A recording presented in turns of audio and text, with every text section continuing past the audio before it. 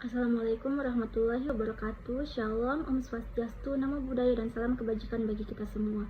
Perkenalkan, nama saya Lisnawati Alis Londae dengan NIM 230305501032 dari kelas C Program Studi Gizi Universitas Negeri Makassar. Pada kesempatan kali ini, saya akan membawakan mini video edukasi untuk mata kuliah farmakologi gizi dengan topik rute pemberian obat. Dalam video singkat ini, saya akan menjelaskan tentang rute pemberian obat secara intramuskular, mulai dari pengertian, cara penggunaan, hingga hal-hal penting yang harus diperhatikan dalam menggunakan rute pemberian obat ini. Mari kita simak bersama.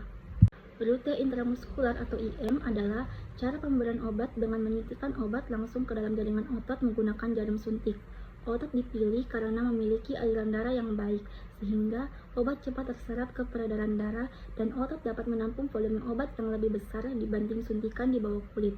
Pemberian obat menggunakan intramuskular sering dipakai apabila obat tidak dapat diberikan melalui mulut, sehingga membutuhkan penyerapan lebih cepat dibanding suntikan di bawah kulit, atau dibuat sebagai sediaan obat yang dilepaskan secara perlahan dalam tubuh. Cara pemberian obat dengan suntikan intramuskular yang pertama yaitu kita harus mempersiapkan alat dan pasien. Sebelum kita mempersiapkan alat, kita harus mencuci tangan menggunakan air bersih dan memakai sarung tangan bersih. Kemudian siapkan semua alatnya yang terdiri dari sepuit atau alat suntik, jarum dengan ukuran yang sesuai, kapas alkohol, kasa, dan wadah khusus untuk membuang jarum. Kemudian periksa obat, pastikan jenisnya benar, dosisnya sesuai, tanggal kadaluarsa belum lewat, dan larutannya jernih. Kemudian jelaskan kepada pasien secara singkat dan minta pasien agar tetap rileks agar otot tidak tegang. Yang kedua, pilih lokasi penyuntikan yang aman, yang dimana lokasi penyuntikan yang aman itu ada di lengan atas, yang dimana lengan atas ini cocok untuk obat atau vaksin dengan volume kecil, dan paha luar, sering dipakai untuk bayi dan anak-anak, dan pinggul bagian samping atas, aman untuk volume sedang, lebih jarang mengenai saraf. Pilih jarum dan jumlah obat. Jarum biasanya berukuran 21-23 gauge dengan panjang 2,5-3,8 cm pada orang dewasa. Disesuaikan dengan tebal tipisnya tubuh pasien. Volume obat yang biasa diberikan biasanya 0,5-3 ml per suntikan.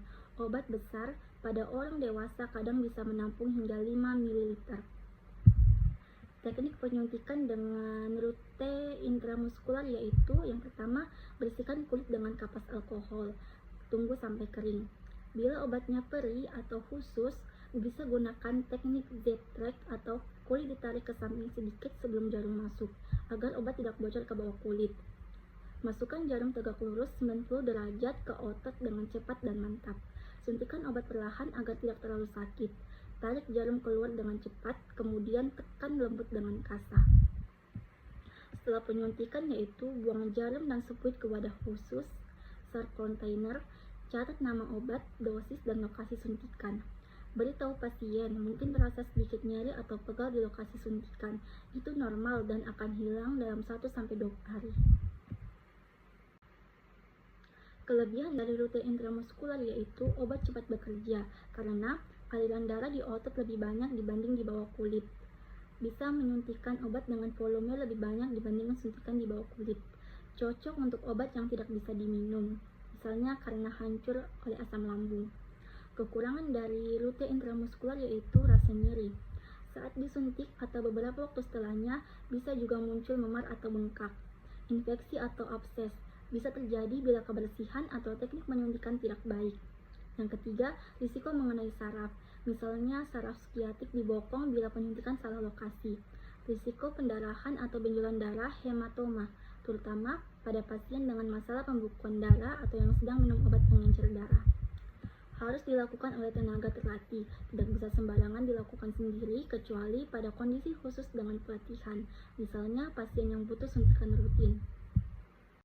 Obat yang umum diberikan melalui rute intramuskular, yang pertama itu ada vaksin. Vaksin itu disuntik ke otot, misalnya lengan atas, agar cepat merangsang sistem kekebalan tubuh, dan tubuh bisa membentuk perlindungan terhadap penyakit. Kedua itu obat antibiotik, dipakai bila pasien perlu pengobatan cepat atau tidak bisa minum obat lewat mulut. Dari otot, obat langsung masuk ke peredaran darah sehingga melawan infeksi lebih efektif. obat pereda nyeri atau inflamasi. Digunakan untuk mengurangi nyeri sedang sampai berat. Dengan cara ini, obat bekerja lebih cepat dibandingkan bila diminum. Hormon. Ada yang dibuat khusus untuk dilepaskan perlahan dari otot. Misalnya, kontrasepsi suntik yang cukup diberikan setiap 1-3 bulan. Jadi praktis dan efeknya tahan lama. Yang terakhir itu ada vitamin. Vitamin tertentu seperti vitamin B12 diberikan lewat suntikan intramuskular bila tubuh tidak bisa menyerap cukup vitamin tersebut dari makanan atau obat oral. Efek samping yang bisa dirasakan. Yang pertama itu nyeri atau pegal di tempat suntikan, normal dan biasanya hilang dalam 1-2 hari. Kemerahan, bengkak atau memar di sekitar bekas suntikan. Kadang terasa sedikit demam atau lemas terutama setelah vaksin. Efek ini biasanya sementara. Namun, jika nyeri, bengkak atau demam semakin parah, segera laporkan ke tenaga kesehatan. Kesalahan umum yang perlu dihindari. Yang pertama itu lokasi suntikan tidak tepat karena bisa mengenai saraf, misalnya saraf skiatik di bokong, menyebabkan nyeri hebat atau mati rasa. Yang kedua itu kebersihan tidak dijaga, meningkatkan risiko infeksi atau abses. Yang ketiga, volume obat terlalu besar untuk otot kecil, bisa menyebabkan nyeri berlebihan atau kerusakan jaringan. Yang keempat, teknik penyuntikan yang salah, misalnya sudut jarum tidak tepat atau obat disuntik terlalu cepat membuat pasien lebih sakit, bahkan bisa merusak jaringan tubuh pasien.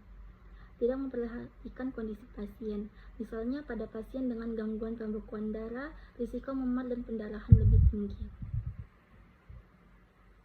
Demikianlah mini video edukasi saya mengenai rute pemberian obat intramuskular.